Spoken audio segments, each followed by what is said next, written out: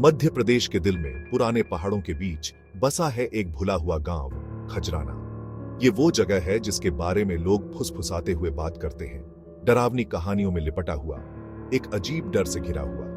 कहते हैं यहां दुनिया का सबसे ताकतवर भूत रहता है, एक खतरनाक हस्ती जिसे सिर्फ रावण के नाम से जाना जाता है। कोई नहीं जानता कि रावण कब आया या उसने इस वीरान गांव को क्यों चुना। कुछ लोग कहते हैं कि वो पिछले जन्म में एक राजा था, उसकी आत्मा को धरती पर भटकने का श्राप मिला था। कुछ का मानना है कि वो एक राक्षस है जिसे किसी भूली हुई विद्या से बुलाया गया था। चाहे उसकी उत्पत्ति कैसे भी हुई हो, रावण की शक्ति से इनकार नहीं किया जा सकता। कहा जाता है कि वो प्रकृति को नियंत्रित करता है, खुद परछाइयों को हुक्म देता है। उसके गुस्से से ऐसे तूफान आते हैं जो गांव को उजाड़ देते हैं। उसके स्पर्श से एक अजीब सी सर्दी लगती है जो हड्डियों तक चली जाती है। खजराना के लोग हमेशा डर के साए में जीते हैं। वो अजीब घटनाओं की बात करते हैं, हवा में गूंजती फुसफुसाहटें, खुद ब खुद हिलती हुई चीजें, बिना हवा के दरवाजे खुलते हैं, खामोश रात में हंसी गूंजती है और हमेशा ये एहसास बना रहता है कि कोई देख रहा है। अनदेखी निगाहें पीठ में चुभ रही हैं। बूढ़े लोग, उनके चेहरे डर से सफेद, रावण के कहर की कहानियां सुनाते हैं। उन लोगों की कहानियां जो उससे टकराने की हिम्मत करते हैं और जिनका अंत बहुत ही भयानक होता है। उनकी कहानियां उस अनदेखी ताकत की याद दिलाती है जिसने उनके गांव को बंदी बना रखा है।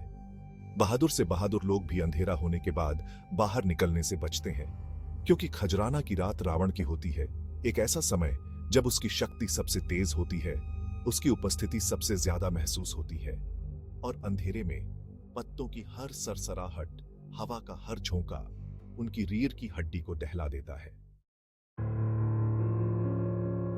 कई लोगों ने खजराना छोड़ने की कोशिश की है, उस डर से बचने की कोशिश की है जो गांव की हवा में घुला हुआ है, लेकिन रावण की शक्ति गांव की सीमाओं से परे है।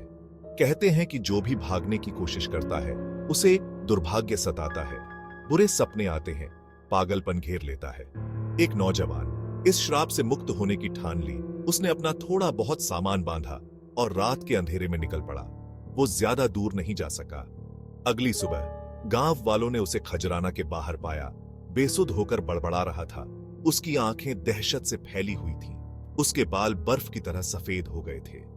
गांव वाले समझते हैं वे फंस चुके हैं, अपने ही घरों में कैदी, इस शापित जमीन से एक ऐसी अनदेखी ताकत से बंधे हैं जिसे वे समझ नहीं सकते। भागना तो दूर की बात है। एक दिन एक अजनबी खजराना आया। एक जवान औरत, उसकी आंखों में एक अजीब सी दृढ़ता थी। उसका नाम था प्रिया और वो एक पत्रकार थी जो अलौकिक घटनाओं की अफवाहों से इस गांव की ओर खींची चली आई थी। प्रिया ने कहानियां सुनी थीं, बिल्कुल सुनी थीं। उसने उन्हें लोक कथाओं के रूप में खारिज कर दिया था, ज्यादा सोचने की उपज।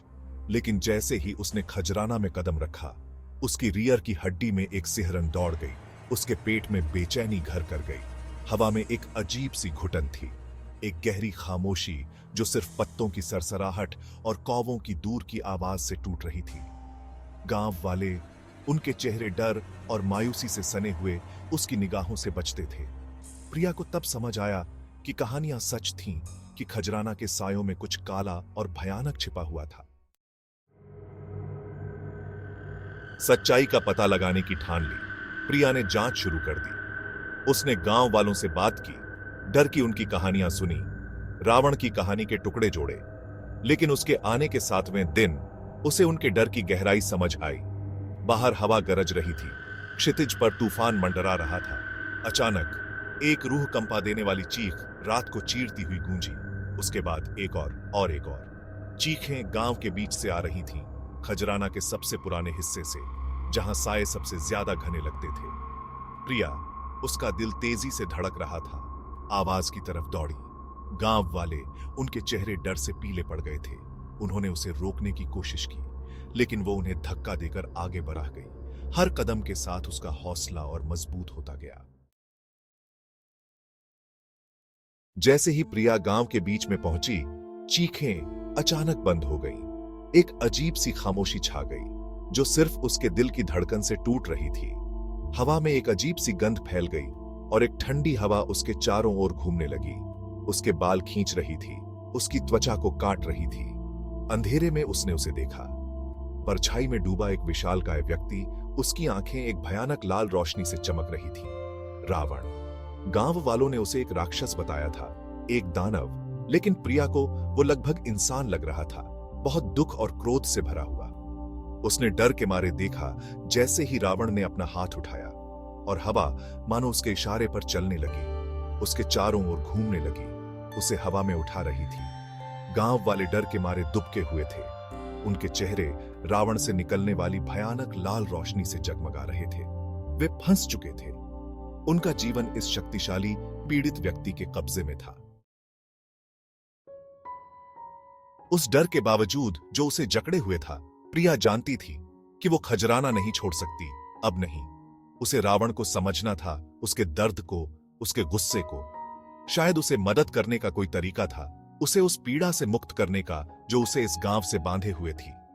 प्रिया ने अगले कुछ दिन प्राचीन ग्रंथों को पढ़ने में बिताए, रावण का कोई भी उल्लेख खोजने में, उसके मूल या उसके उद्देश्यों का कोई सुराग खोजने में। उसने सीखा कि वह कोई दानव नहीं था जैसा कि गांव वाले मानते थे, बल्कि एक शक्तिशाली जादूगर था जिसने बुरी ताकतों के साथ एक सौदा किया था, एक ऐसा सौदा जो बहुत बुरी तरह से गलत हो गया था। उसने पाया कि रावण स्वाभाविक रूप से बुरा नहीं था, बल्कि एक गहरे दुख से प्रेरित था, किसी ऐसी चीज की लालसा से जिसे उसने खो दिया था। और उसने महसूस किया कि खजराना को उसकी पकड़ से मुक्त करने का एकमात्र तरीका उसे शांति पाने में मदद करना था।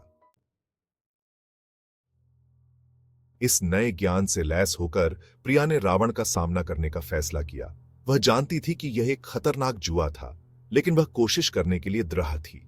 जैसे ही खजराना पर एक और रात छा गई, वह अंधेरे में निकल पड़ी। उसका दिल उसकी छाती में जोरों से धड़क रहा था। उसने उसे उसी जगह पर पाया, गांव के बीच में उसकी छायादार आकृति चांदनी आसमान के सामने बनी हुई थी। जैसे ही वह उसकी ओर मुड़ा, उसकी चमकती लाल आंखें मानो उसकी आत्मा को भेद रही हों। डर ने उसे अपनी चपेट में लेने की कोशिश की, लेकिन वह अपने स्थान पर डटी रही। प्रिया, रावण, मैं तुम्हारी कहानी जानती हूं, मैं तुम्हारा दर्द जानती हूं। एक पल के लिए रावण हिला नहीं, फिर वह बोला। उसकी आवाज एक गहरी गड़गड़ाहट थी जो उसके पैरों के नीचे की जमीन को हिला देने वाली लग रही थी। रावण, तुम क्या जानती हो, छोटी बच्ची? प्रिया ने एक गहरी सांस ली और बोलना शुरू कर दिया। उसने रावण को वह सब बताया जो उसने प्राचीन ग्रंथों से सीखा था, उसके अतीत के बारे में, उसके दुख के बारे में, उसकी लालसा के बारे में। जैसे ही वह बोल रही थी, उसने उसकी आंखों में कुछ चमकते हुए देखा, पहचान की एक चिंगारी, शायद उम्मीद भी। उसने उससे कहा कि उसे विश्वास है कि श्राप को तोड़ने का एक तरीका है, उसकी पीड़ित आत्मा के लिए शांति पाने का। वह नहीं जानती थी कि कैसे, अभी तक नहीं, लेकिन वह उसे एक रास्ता खोजने में मदद करने के लिए दृढ़ थी। उसे आश्चर्य हुआ कि रावण ने उसकी बात सुनी। उसने न तो पलटवार किया, न ही उसे धमकी दी। उसने बस उसकी बात सुनी। उसकी छायादार आकृति चांदनी में लड़खड़ाती हुई लग रही थी, मानो उसकी बातें उसके भीतर कुछ गहराई से हिला रही हो। खजराना आने के बाद पहली बार प्रिया को उम्मीद की एक किरण दिखाई दी। शायद आतंक के शासन को खत्म करने का, गांव और उसे सताने वाली पीड़ित आत्मा को मुक्त करने का कोई तरीका था। रात आगे बढ़ती गई। प्रिया और रावण बातें करते रहे। उनकी आवाजें ही उस खामोश गांव में सुनाई दे रही थीं। उसने बाहरी दुनिया की कहानियां सुनाई, आशा और प्यार और हंसी की, ऐसी चीजें जिन्हें रावण बहुत पहले भूल चुका था। लेकिन जैसे ही भोर हुई, रावण पर एक बदलाव आया। उसकी आंखों में उम्मीद की किरण मंद पड़ गई। उसकी जगह क्रोध और निराशा की जानी पहचानी लाल चमक ने ले ली। हवा तेज हो गई, उसके चारों ओर घूमने लगी, उसकी छायादार आकृति को फाड़ रही थी। रावण, इसका कोई फायदा नहीं है, श्राप बहुत मजबूत है, मैं इस जगह से बंधा हुआ हूं, मेरा भाग्य लिखा जा चुका है। हृदय विदारक चीख के साथ रावण गायब हो गया, सायों में समा गया, क्योंकि भोर की पहली किरणों ने अंधेरे को भेद दिया था। तूफान थम गया, एक अजीब सी खामोशी छोड़कर। प्रिया गांव के बीच में अकेली खड़ी थी। उसकी असफलता का भार उसके कंधों पर भारी था। गांव वाले अपने घरों से बाहर निकले, उनके चेहरे उम्मीद और डर के मिश्रण से सने हुए थे। रावण चला गया था, अभी के लिए, लेकिन वे जानते थे कि वह वापस आएगा। श्राप नहीं टूटा था, आतंक अभी खत्म नहीं हुआ था। प्रिया ने उस दिन खजराना छोड़ दिया। उसका दिल इस एहसास से भरा हुआ था कि कुछ ख्वाब इतने गहरे होते हैं कि ठीक नहीं हो सकते, कुछ श्राप इतने मजबूत होते हैं कि टूटते नहीं। गांव डर की चपेट में रहा, हमेशा के लिए रहने की छाया से प्रतिबंधित, दुनिया का सबसे शक्तिशाली भूत।